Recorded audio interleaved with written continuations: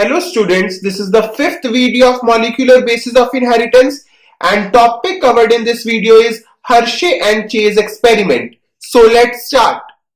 Hershey and Chase chose bacteriophage for their experiment. Bacteriophage are viruses that infect bacteria. Given below is the diagram of a bacteriophage. It has three parts: head, neck and tail. This head, neck and tail region is made up of proteins and center of head contain the genetic material that is DNA. Now this bacteriophage was made to grow on a medium containing radioactive sulfur. As a result, the protein coat became radioactive. We know that head, neck and tail region contain protein and protein contains sulfur. So when we will grow a bacteriophage on radioactive sulfur, the protein coat will become radioactive.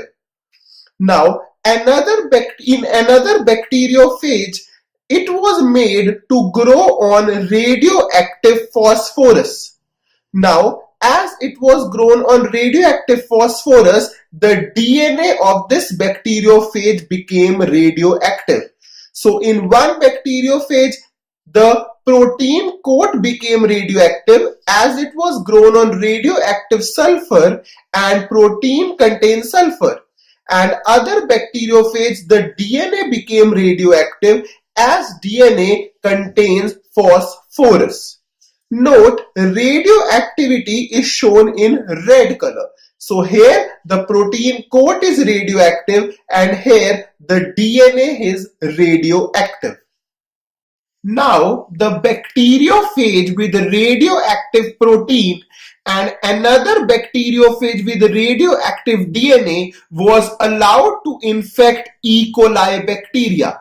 As you can see, the first step is infection, in which the bacteriophage with the radioactive protein is infecting the E. coli, and in another part, the bacteriophage with the radioactive DNA is infecting the E. coli. After being infected from a bacteriophage, E. coli was mixed in a blender to remove virus particles from bacteria. So in order to remove these viral bacteriophages, they were mixed in a blender. And after that, the culture was centrifuged to separate lighter virus particles from heavier bacterial particles. At the end of the experiment, Hershey and Chase checked the radioactivity in E. coli. It was found that E. coli, which was infected with bacteriophage having radioactive DNA, was radioactive. But the E. coli, which was infected with bacteriophage having radioactive protein, was not radioactive, which proved that DNA is the genetic material and it is passed from one generation to the next.